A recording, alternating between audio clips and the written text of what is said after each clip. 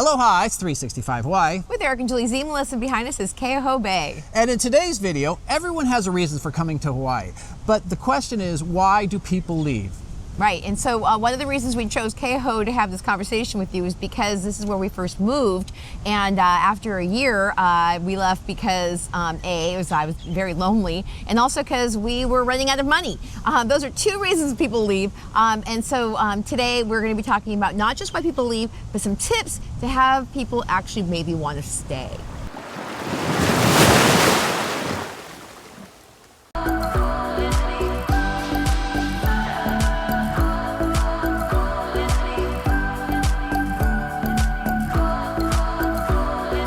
Why are we doing this video today is because just yesterday we were having a Zoom call with a couple that wanted to think about moving here, and one of the questions they asked was, why do people actually not stay on the island? What is the average amount of time that people actually leave here full time?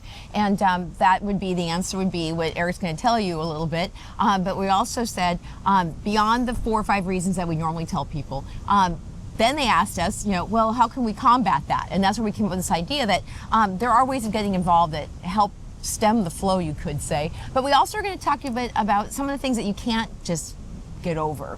And so, Eric, why don't you start with our top 4 that we always tell people why people leave the island? Okay, the things that really tend to make people leave are, 1, of course, is finances. 2 is going to be a family, right? Being far away from family, grandchildren, or parents, or whatever.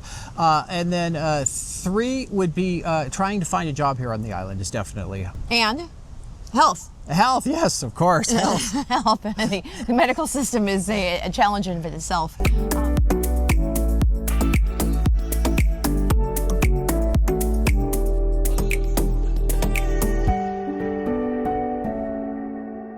First thing is, of course, finances. And I'll give you a little story. Back in 2005, we came on this island, and things were significantly cheaper at that point. Housing. Well, I think we thought it was less expensive because we came from the Bay Area. Yeah. Right? So now people are saying, it's not much less than that. But it used to be quite a bit cheaper than the Bay Area to be here, right? Yeah. And life was great. And then since that time that we've been here, it was 2005 to now, the cost of everything has completely skyrocketed. Yeah. But I think when we first moved here too, I think Hawaii still was the most expensive place to live in the nation, wasn't it? But it still wasn't even close to where it is now. Yeah, I think everything kind of goes up, but definitely with everything that's happened in the last 15, 20 years, with just inflation and lack of housing being built, I think it definitely has made it a little bit more difficult. So, all right. So, a couple stats here. Number 1, that the cost of housing now is almost double the national average here in Hawaii.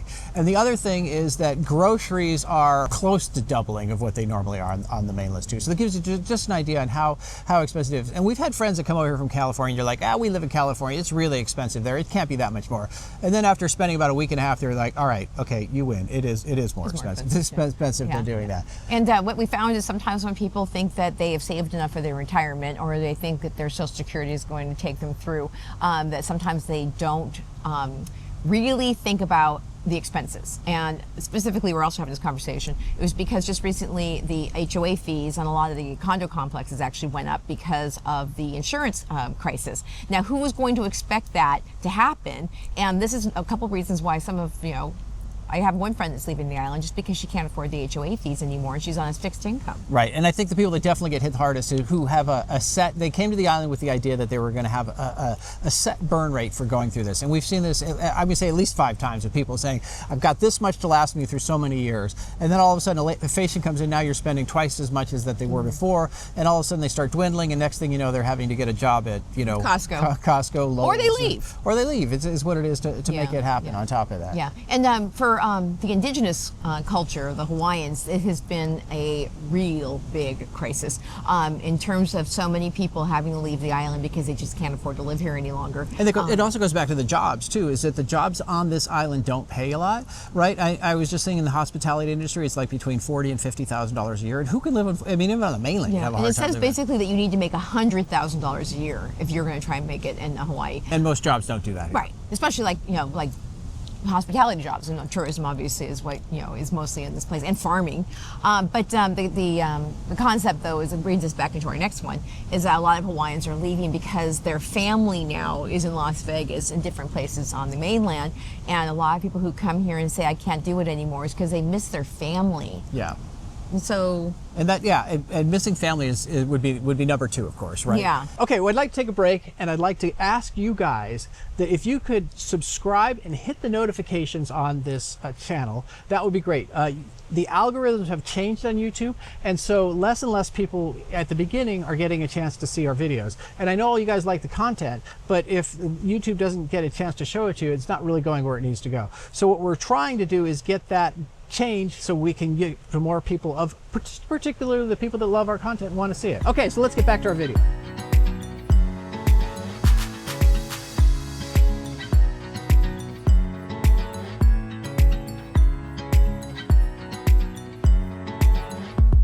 One of these things that have happened on this video is that it hits pretty close to home in terms of the amount of friends I've lost.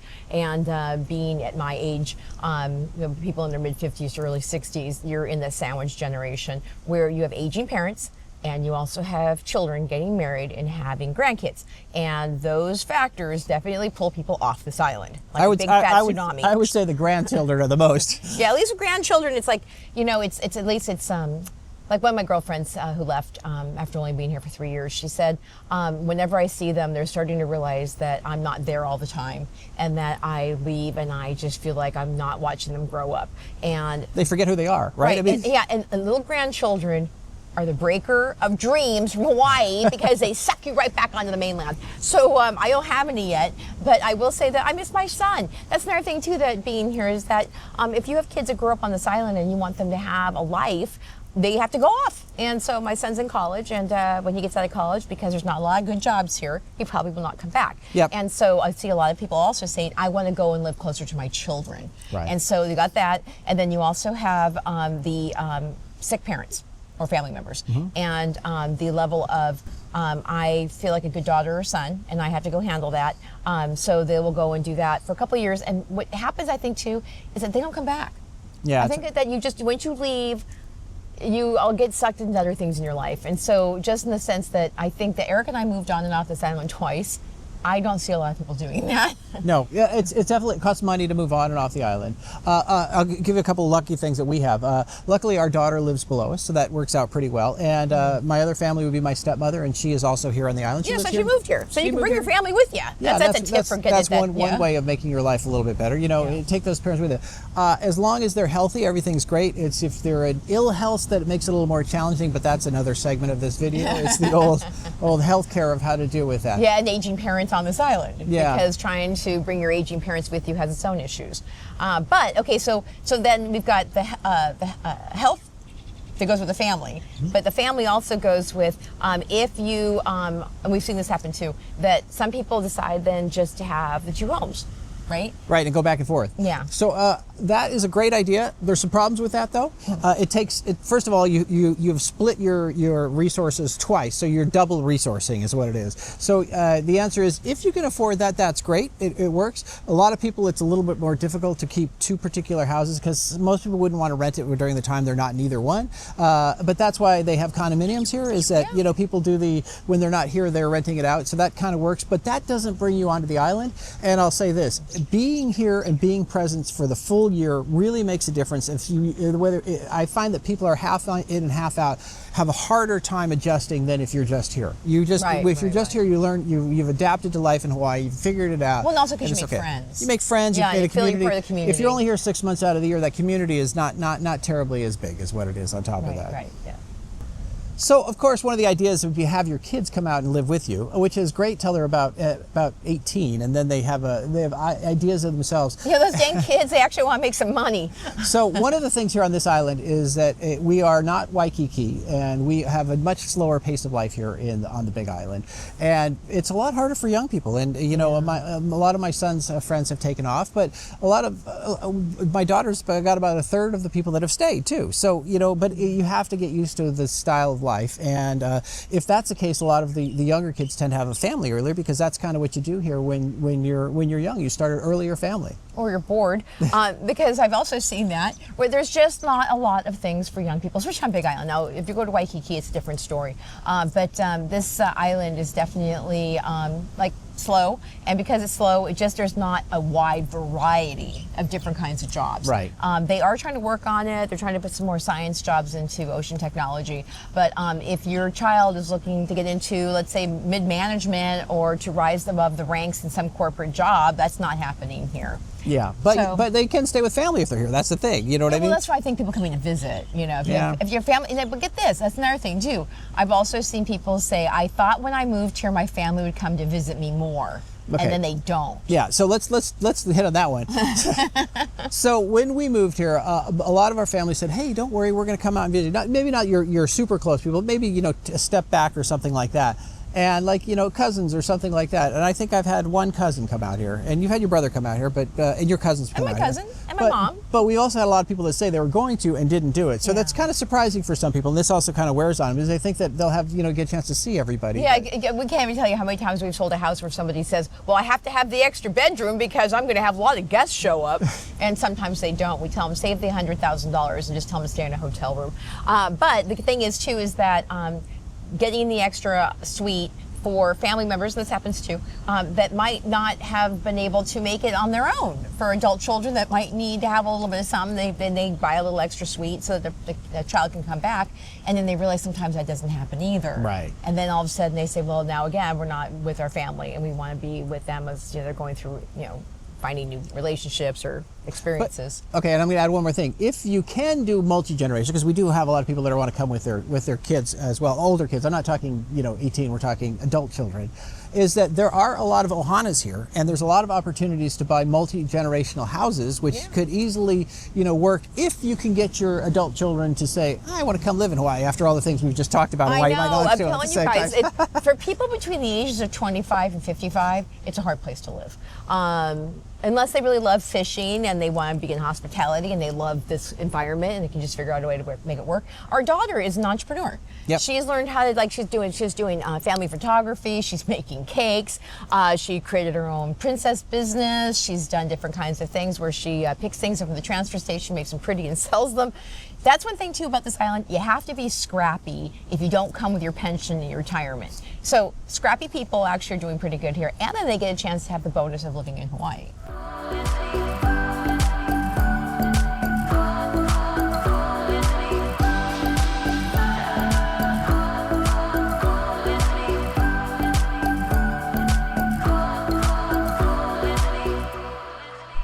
Okay, so the concept of loneliness, you guys. One of the reasons that I created the 365 Kona Newbies group was because I was lonely when I first got here. And even though my kids were in school and I was making some friends with the parents, it was not enough to sustain me to the point where I felt actually like, I belonged here. And so I brought the people who just have different interests together for the group. But the loneliness thing is definitely an important aspect of life on this island. And I think this goes back to when you grow up, you kind of have a group of friends, and you've had those friends, and particularly they joke that this is guys. The guys have had their friends since they were in 6th grade, and that's their friends, and it's harder for them to make new friends. Mm-hmm. So you come to an island, and you are far away, and then the idea of making friends is more challenging, right? I mean, you actually have to go out there, you have to find friends, you have to do things. Some people do really well, and some people tend to stay in their house and enjoy the sunsets and not do what they need to do in terms of, forming a community. And then after about a year, all of a sudden they realize that they're lonely. Yeah, especially I think the two people who left the island that I specifically remember was one who ended up with diverticulosis and went to the hospital, and she had no friends. And she was alone in the hospital, and that's when she said, oh my gosh, I can't live in a place where I have no friends to come see me in a hospital when I'm sick. Or help you out, right? Or help you out. That's and the other so part. She hightailed it back to Arizona. And then also I've had friends that, now this friend actually is being successful. Her husband was just in the hospital last week, and she has made friends through my group and through volunteering that we were able to reach out to her and help her and take her phone call and offer support because she had made the intention when she moved here 2 years ago to make friends. And so this is one of the reasons why I tell people if you're going to come here, you need a support system. And if you have a support system, it means because you intentionally made it a point to go out there and actually meet some people. Right, and it's actually making that support system that's a big deal, right? Right. But the thing is, if you can do it, then your friends kind of sort of translate for that family that you might not have. Like, normally on the mainland, if you got sick, you could get your cousin or whatever to come over and help you out. But if you don't have that here because they're not here, you have to kind of recreate this. It's kind of like a fictitious family group is what it is, Your right? ohana. Your ohana, right? They got a word for it. Yeah. So that means also, as Eric was talking about, we talked about this to the couple yesterday, was the fact that wherever you go, there you are. And just because you thought that maybe you weren't the life of the party on the mainland, all of a sudden you're going to be that way when you get here. Yeah, if you were lonely at home and not being slightly depressed, and you say, wow, I'm going to come to Hawaii and life's going to be great, I'm going to go out and party all the time and do all those kinds of great stuff, you might be able to, people can keep it up for a little while. I mean, obviously, I'll say this, it is doable. I'm not going to say you can't do it, but you cannot run from yourself. And at the end of the day, the person who you are is going to catch up with you. And then you really kind of feel like you're lonely. I've said this before. One of the things that's about being on this island is that, remember, we're about 2,500 miles away from the mainland. And nobody kind of thinks about that. But when you're here, there's kind of a pull that says you are out in the middle of the Pacific Ocean. And nobody talks about it, but you just kind of feel that way. I personally find it very invigorating, and I find it kind of like being out in nature. Nature is the big water, the big ocean. But some people tend to find it lonely. Would be what it is. Yeah, and right? also Eric's an introvert, and he's really not into like big groups of people. And I bet the guy could basically live in his house and feel happy to be here. But I was just more of a social person, so I wanted to go out and like make things happen. And a lot of my friends actually, their husbands are more introverted than the women are. Well, that's because the women are so strong. Yeah. That's why we can't have. It's like you can't have two strong people in a relationship. It doesn't work. It has to be there has to be an extrovert and an introvert. That's how it goes. Well, you need somebody in the family to go out there and make some friends for the family, because we've actually had to like pull our friends in sometimes for things that have happened, like even like just moving into a new house. But that's another thing too, like about the fact that if you use us as realtors, we're your friends. We'll help you move in the house. But the concept also of just realizing that things happen, and you need people that you've met and that you can like actually reciprocate help with do happen on the side. I mean, like you run out of gas on Saddle Road, who are you going to call? And also, you guys seriously, I truly believe that to have purpose when you come to this island, giving back to the island and creating community gives you that purpose, so you don't get lonely and you don't leave, because now you feel like you make a difference and you matter. And so when people, I joke around and say, what are you going to do? Sit around drinking Mai Tais all day on the beach? That gets old. And some of the people that have said that they wanted to move here have made it a point to say, I want to volunteer. I want to get involved in the community. I want to make a difference. And those are the people that I see are the happiest, actually. Yeah, and it kind of goes up at that idea of busy hands make you happy and good. Yeah, I don't know if that's quite the right saying for it. But busy, what's it called? No, many hands make light work. Yeah, but what it does is it brings you in and makes you feel like you have a common purpose, instead of you sort of being on the fringe, not feeling like you're connected to anything. Yeah, because you know what, you guys, the weird thing about this, because Eric and I lived in a variety of different condo complexes where tourists were all around us, that you can say hi to people and you can know them for a week at the pool, but then they leave. The idea of being in a continuous experience with people, that's community. And if you keep getting like these ephemeral relationships where people just keep leaving around you, it does take its toll on you. And that's why you want some of the deeper experiences with people. But I'll tell you, one of the cons on this one is that I do have friends who have said, if you have not lived on the island for 5 to 10 years, I don't want to be your friend. Yeah, that's what I was just going to touch on. Is the fact that they know that you're going to leave, because there is a lot of people who leave after 3 years. And that's why we're doing this video. But because of that, it's weird, because you have to invest into a friendship, right? I mean, a friendship is not a one-way thing. Mm-hmm. So if you invest in a friendship and you spend all this time, and then all of a sudden, next thing you know, people leave in 6 months or a year down the road, then you're like, oh gosh, you know what I mean? Yeah, well, my heart was just broken. In fact, I had a really good friend. She was my best friend on the island, and she moved to Washington because she had a health issue, and that's the only way she can get. I mean, she couldn't have it here. She needed a transplant, so she had to leave. And that broke my heart. And I didn't start the whole, I'm never going to have a friend again. But I haven't found someone just like her since. Yeah. And the original reason I actually wrote a blog post about this a couple of years ago, because I was heartbroken that my friend left. And I asked some people, am I alone? And a lot of people said that this is what happened to them too, that they've gotten so close to people. And you feel like you're on a tribe, and you've circled the wagons because you moved to an island together. So you definitely have a little bit more of that instinct just a friendship experience, and then just the sadness when someone leaves. In fact, a couple of our clients, one, like I said, she moved here, she was here for 3 years. She thought this was going to be for her, forever home. And she has 5 kids. And so the grandkids started just showing up. And she's like, I can't feel good about living here full time when my family is growing on the mainland. And I couldn't blame her for that, but it was sad for me. And so one of the reasons, again, we want to write this, do this video is because I think that sometimes if there's something that can be fixed, like loneliness, you can actually fix some loneliness. You can't fix the fact that your grandkids are getting older on the mainland. I get it. But we wanted to give you maybe some tips on maybe like how to get through some of these different challenges. And I have one more. One thing that was interesting for us is that we came with a family, and we had our 2 kids, and we came here. Our kids were young, and I know it definitely makes it much harder for a lot of people to do that. But by us having a family, it brought us closer, because we kind of, again, it was kind of like Julie was talking about, this idea that we were circling the wagons, and we're, out in a sort of a new place.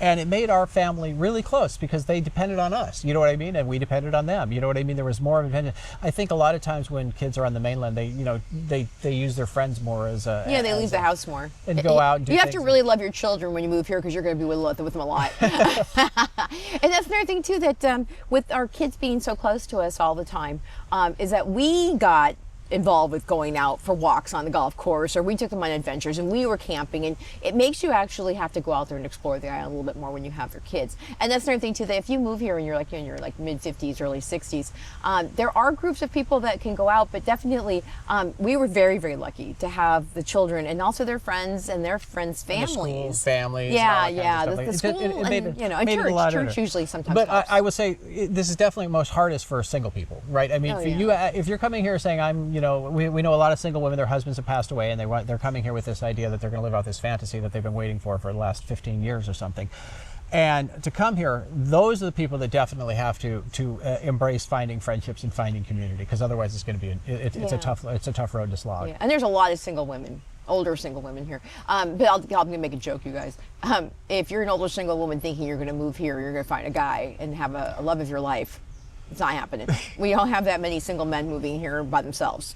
There's just something about this. But I'll say, though, that the single women definitely are in full force in the outrigger paddling community. And then you can also, if you come as a couple, there's lots of couple things like paddleball, pickleball that you can do. And that's another thing, too, that we were going to tell you guys a few things that you can do actually to create friendships and create community. So that way, if that's the reason why you're thinking about leaving the island, or if you're thinking about moving here and you're trying to steel yourself with resiliency about how you're not going to leave, we're going to give you some tips.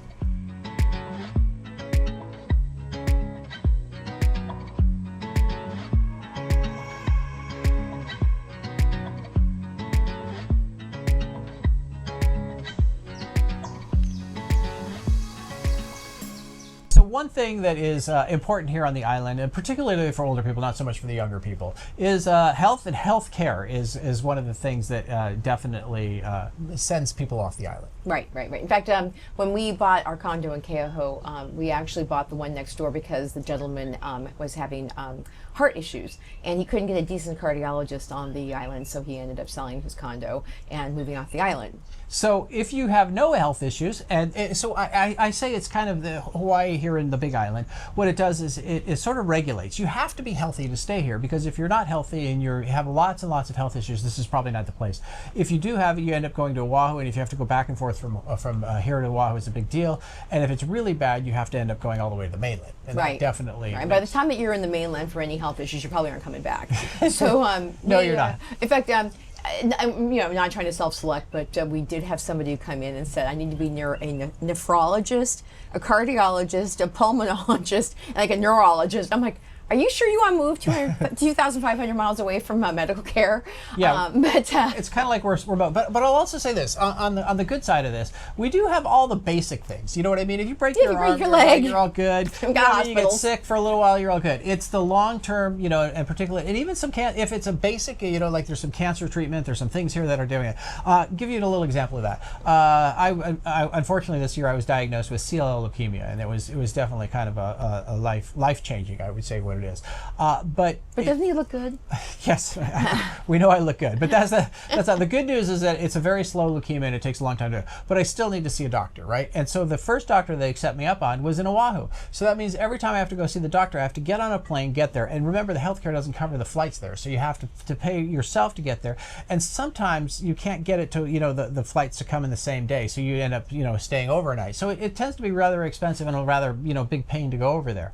So, but here on this island, we do have that. You just have to kind of look around and find exactly what you're looking for, and on how to get going from there. And we're sure we're not doing a rehash of the cons of the Big Island of Hawaii. However, don't forget we do live on a rural island. So there's that.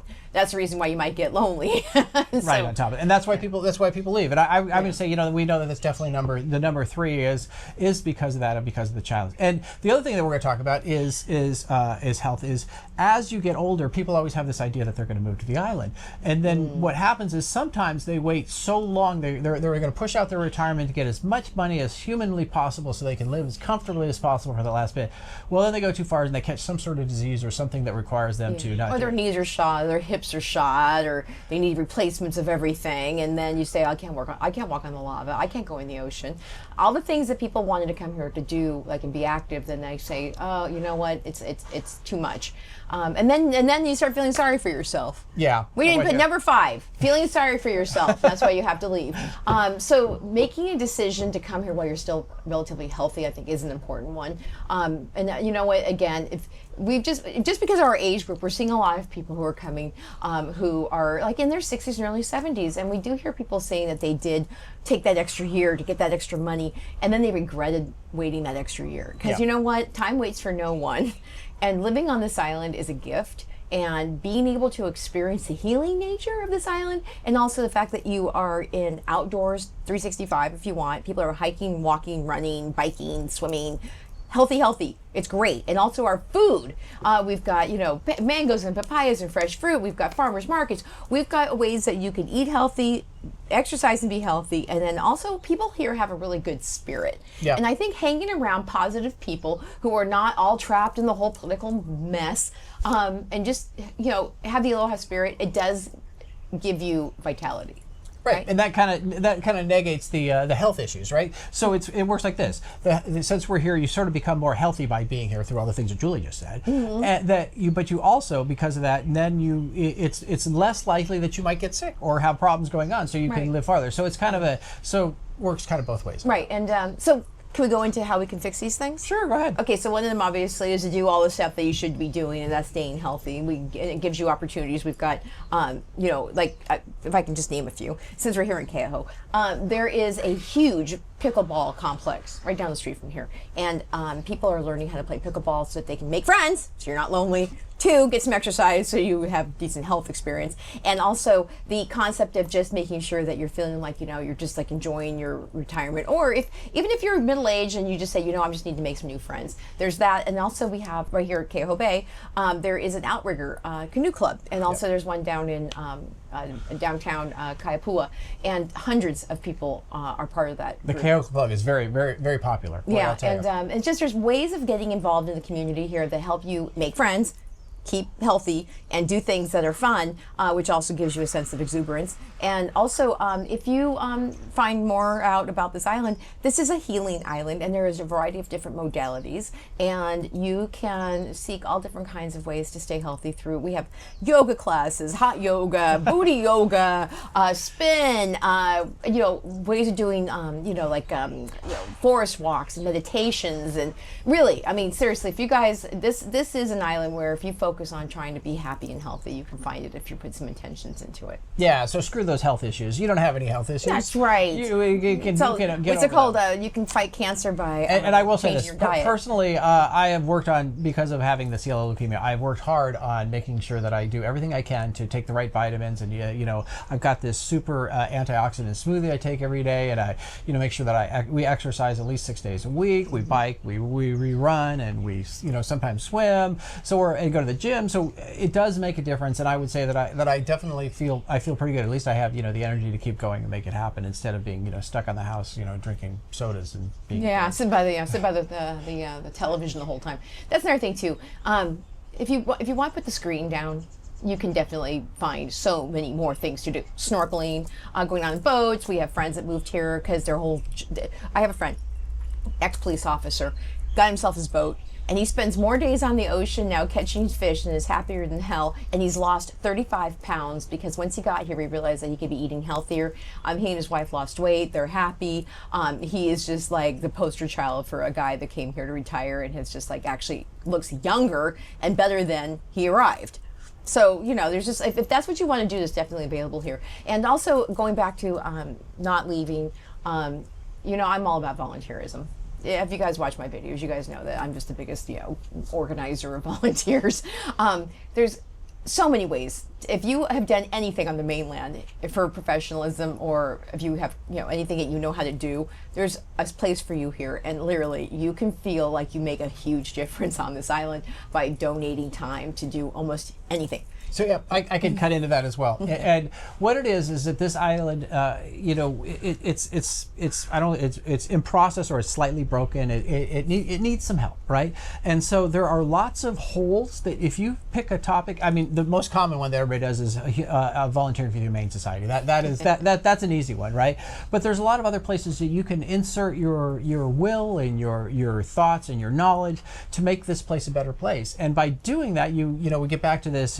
It kind of eats away at a lot of the other problems you might have from thinking that I might want to move. Yeah. In fact, I've been on a kind of like a roll to get people involved in making the old airport area. It's a public park, a better place for everybody by doing painting, fixing places up there. Actually, you know, fighting for, you know, more things to show up for the public. But I have to say though that one of the key elements is when they say about Hawaii is that let Hawaii change you, don't change Hawaii. So you can come with your manoa, which is, you know, your thought process, but definitely be humble, kind of see what's going on, see how you can insert yourself with some aloha, but physical labor. I got a bunch of volunteers to paint the inside of a dance studio about 2 weeks ago. And just because you know me, it doesn't mean I'm always going to suck you into doing something. But that's how we got the parades done all last year, is that we had people who helped us put the parades on. Why don't you talk about your parking issue, what you've done? Oh yeah, and also the whole downtown parking issue. When we started talking about it here on these videos, I got a bunch of people together and said, you know what, let's make something happen. And so we created the fixed paid parking group, and then we got a big event together to get the mayor here and get the elected officials together so we can talk about the problems. And those were all volunteers that came from the 365 group, because I said, hey, you know, you guys want to do something? So we got the lawyers to volunteer, so they volunteered their time because they're, you know, they wanted to help as well. Yeah, so they're making an ordinance to limit the amount that parking is charged, because what happened was that there were some out-of-state companies that came in and decided they were going to really charge for parking. But charge more than the national average by far. I think the word gouging might be used. If you've been in Kona so far lately, you know the parking problem is still a thing.